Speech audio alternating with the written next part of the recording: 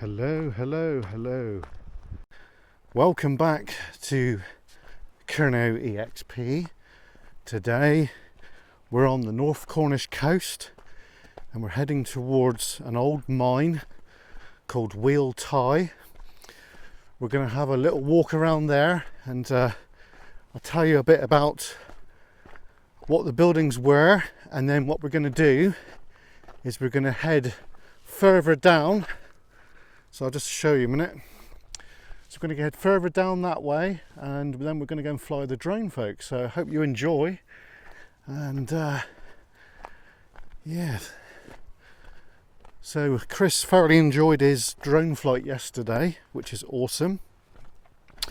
So it's lovely weather.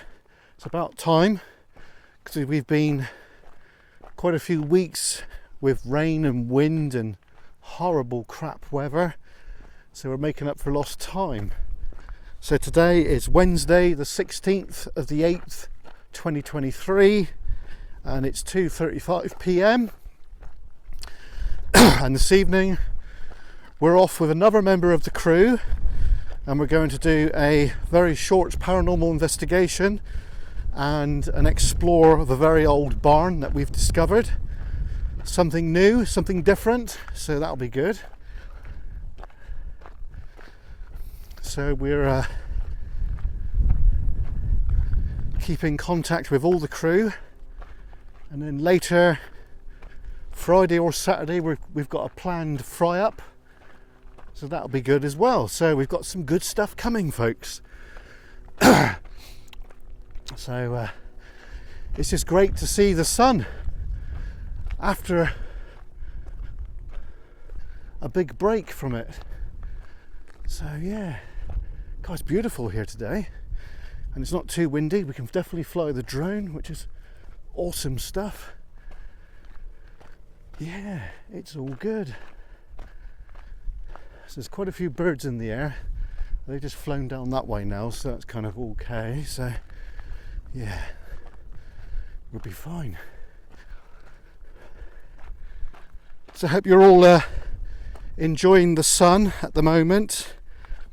We are a bit thin on the old urbex side of things at the moment, folks. It's just that we've come to a blank with locations for a moment, but we've got a lot of potentials. So what I mean by potentials is we've got to get feet on ground to see if they're a goer or a knower, basically. So yeah, the thing is we've got to go as a complete crew, because I need the other members with me to basically to make sure that the location is abandoned, because we don't want to go somewhere and there's an older person in there, because that would be awful, wouldn't it? That has happened to a couple of urbexers probably a year ago. And this house looked completely derelict. They got inside and everything was derelict, and there was an old lady in the bed. It's crazy. If you're watching a lot of urbexers, you'll probably guess who I mean. So yeah, that would be the horror. That would be a horror to see someone like that.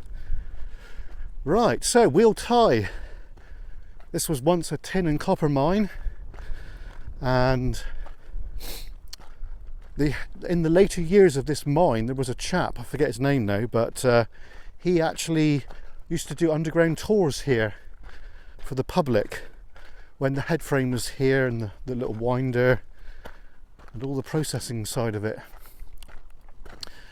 So I believe this was constructed probably about 1920, something like that. Excuse me.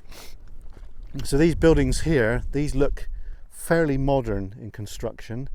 This probably dates from the late 1930s, just before World War II. And of course this building here, so these were probably mine offices, and that was probably a dry where the miners would have got washed and changed. And then we've got the mine office, which we're just approaching right now, so we'll go there and have a little look.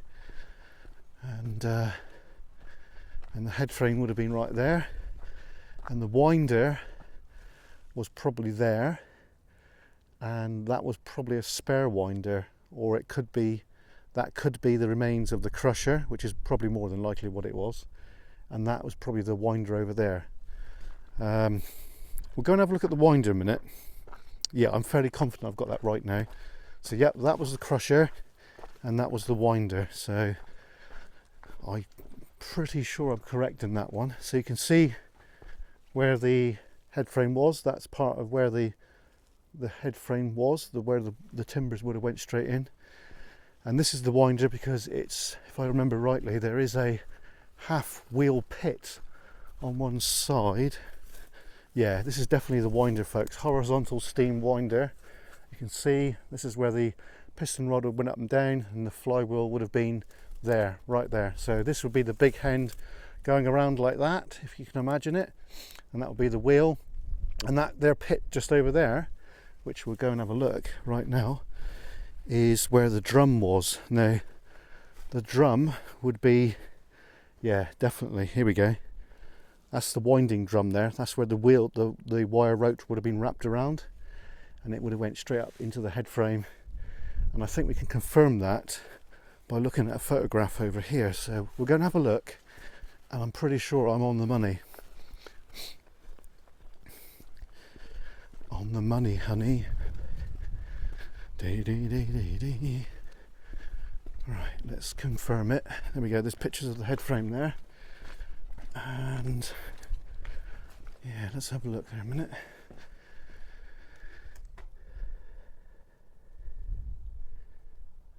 Ah, I'm wrong, folks. I'm actually wrong. Good Lord. So you see the wheels, look, the capstan wheels, they're facing that way. So that was the winder. So that must be a later winder. And that one there must be the early winder. Must be. There's no other logical explanation for that. Yeah.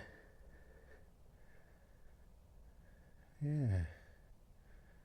Interesting.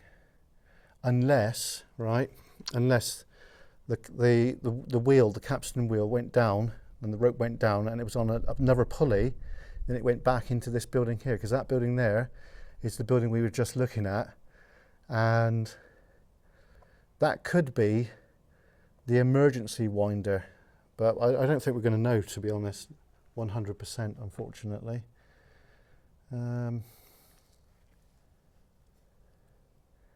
This was called Vivian's and Caroline's, or West Wheel Tie. Yeah, I've always known it as West Wheel Tie, but these pictures are awesome, aren't they, folks? Look at that. Real sense of place. Right, so this was the office, and you can imagine the mine captain sat there with a desk and a chair, and maybe a shelf above him with a mantelpiece and a clock on it, and a few books in a cabinet and what have you. And this bit here would have been where they would have had like a room for obviously paperwork. But I do recall coming here back in the 1990s, before this concrete wall was here. The actual original structure was here, and there was a window there. There was a window there, and there wasn't a window there, but there was a window there. But it became structurally unsound, so the council knocked all that down, and then they done this years later. But I've camped in here before with a tent, and yeah, it's quite interesting, folks. Right, I think what we'll do now is we'll just go over to this little bit of a spoil heap, because this spoil heap, because you've seen the pictures, right? There was a chute system in the head frame here, so the material would have been tipped right here, and it would have been obviously dumped right here. So this is part of the last material that came out of the mine, which is a real sense of history. You can actually smell it. You can actually smell the ore in the ground. So I know it's a bit windy, but obviously we've got the dead cat on. So down there is an adit system which goes right underneath Vivian's shaft here, and I do believe it connects in. And there was years ago, obviously we've flown the drone around here, so we've seen it before, but many years ago, when I was with my previous boss, because he used to work at Crofty, we went down there and we looked across. You could see there's a tub in there on rails. And I think the tub is long gone now, which is a wagon which they used to move the material out and around. I believe the rails are still there, but the tub is long gone. So it's obviously washed away. So, and just over here somewhere, there's another adit system which predates this shaft, which I'm not going to tell you exactly where that is, but it's in that general vicinity. But yeah, if you come here and you're looking at the mines and that, extreme caution, folks, because mines are extremely dangerous. Now we do go underground. We do have the correct equipment. So if you don't have the correct equipment, you have no business going underground, because it, like I said, it is bloody dangerous. Just down there, there's two metal bars coming out. I believe that used to be a ladderway going down, but it's long since defunct. So the chimney on a steam engine is very important because it draws draft. Now, the reason you want to draw draft is because the boiler, or a boiler, doesn't matter what steam engine it is, could be a traction engine, could be a railway locomotive, you've got to have a draft system. So this is where the boiler was. It was probably a Cornish boiler by the looks of it. And basically a Cornish boiler, in case you didn't know, it was a great big tube that goes right through a big cylinder of water. And what happens is, you light the fire, it boils the water, which creates the steam, which makes your steam winder go, and your pumps go, and so on and so forth. But then, obviously, if you've got more draft on that boiler, you can actually make the steam a lot quicker and a lot more pressure. So this is why this is here. As you can see, the smoke would have went up. Obviously that there doorway wasn't there back in the day. And then the smoke from this fire, from burning coal, would then go up.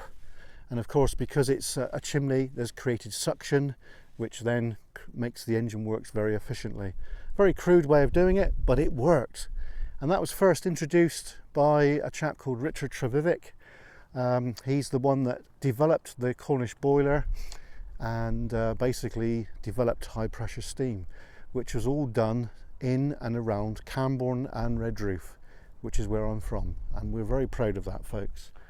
Now what we're going to do is we're going to walk down here and we're going to have a look at some World War II remains. And I do believe that that might have been an anti-aircraft or very crude anti-aircraft battery. There's not much left of it now, but we're going to have a look at it anyway, folks. So it's incorporating two subjects today. We're incorporating mining, Cornish mining, and World War II, which is two things that I'm passionate about.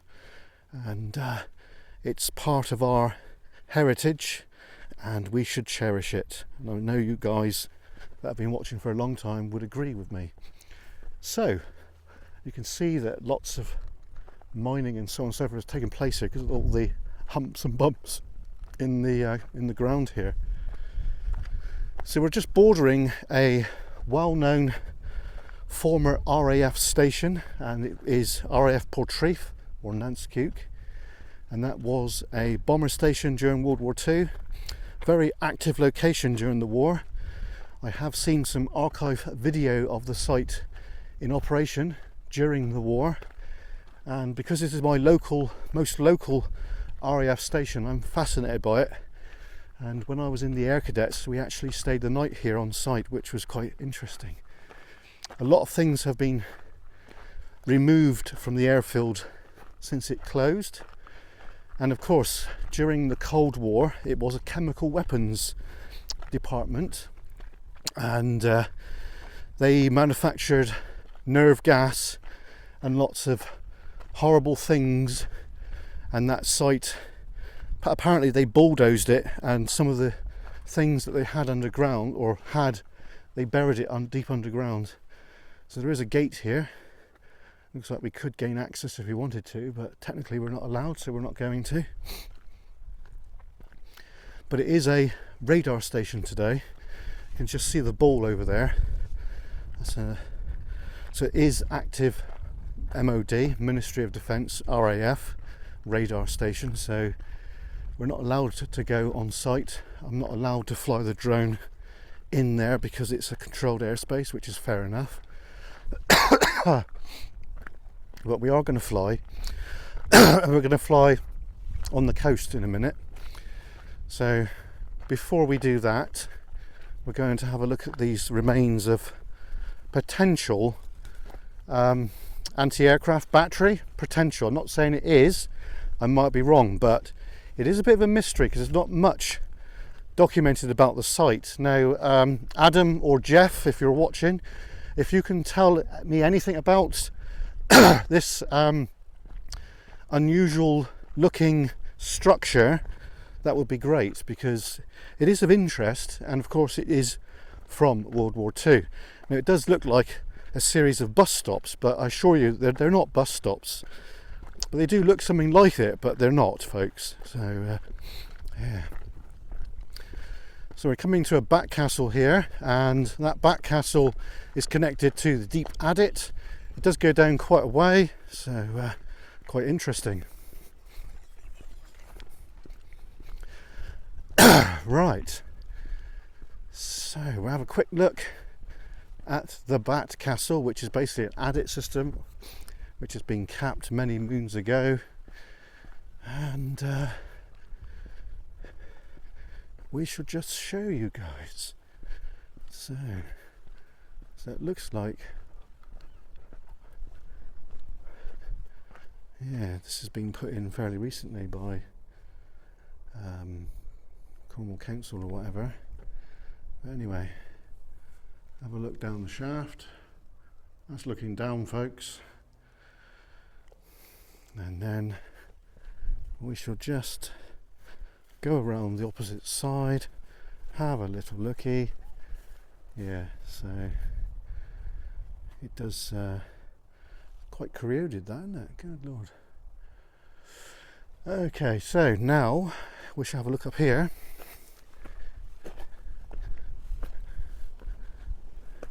Wow, look at the view, folks.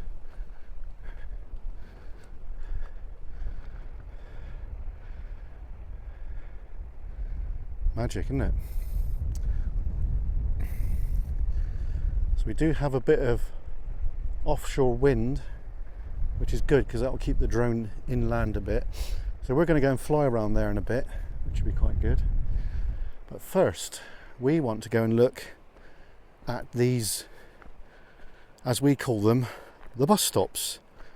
Which they're not bus stops, folks. They're actually possible anti-aircraft and ammo storage and things like that. So that's what I think it is.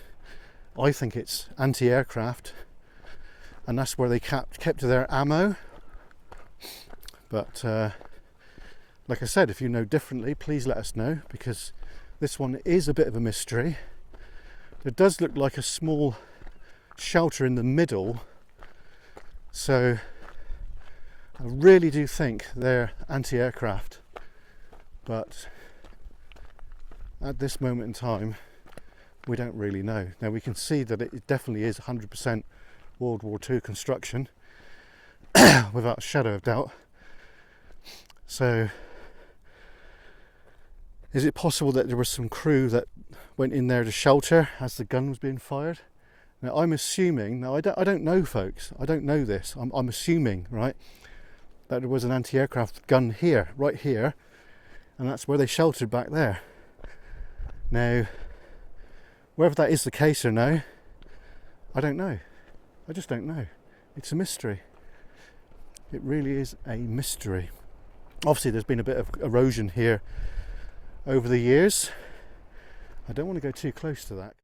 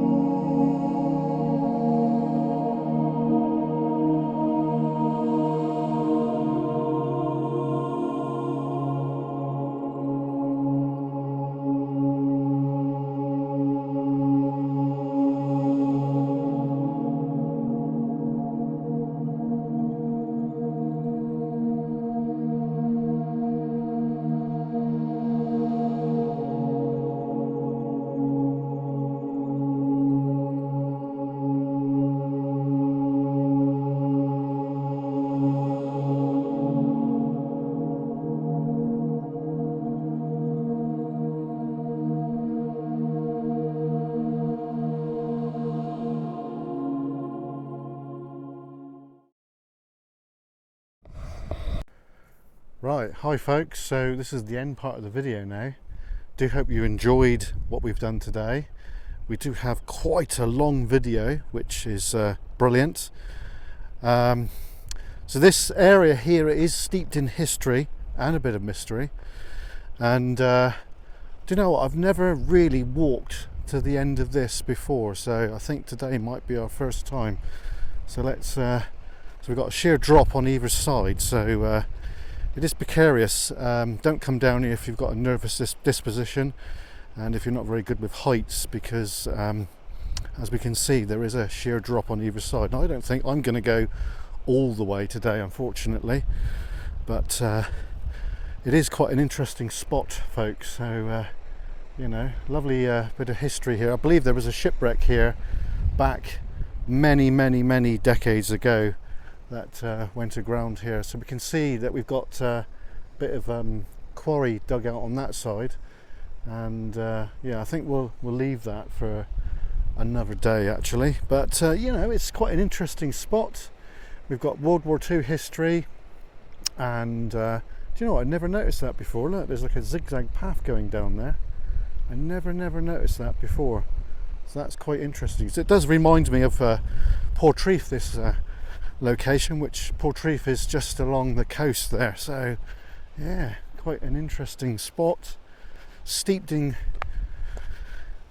military history, which goes back to World War II. And of course then we've got the shipwreck that went aground, I think it was around here. I think the remains of it are still there. But it's definitely an interesting spot. This is known, that's known over there as Sally's Bottom. And over here we've got, obviously we've got the Old Man's Workings, which are just down there. We've had a look at those before. We've flown the drone here today, but we couldn't fly as long as we would like because we had a few issues with the signal, folks. Now, I don't know if it's the RC that we're using, because it's obviously it's fairly new to me. So you know, we've dropped all our kit right there. But yeah, you know, it's a lovely place, lovely spot. I do hope you enjoyed the video. I keep waffling on. Nothing else to say, folks, apart from don't forget to smash that like button. And if you want to donate towards the cost of a coffee, in the main description of the video there is a PayPal link, and any monies received goes towards buying some coffees or buying some petrol or whatever we require. Usually coffees, folks. Anyway, we'll see you very soon. We're back out again tonight with Dave. We're doing a paranormal investigation in a very old barn, which we've never been before, so it's going to be a new one. Anyway, we will be back with the complete crew in the next couple of days. So from Curnow EXP down at Sally's Bottom, I bid you farewell. Cheers and gone until the next one.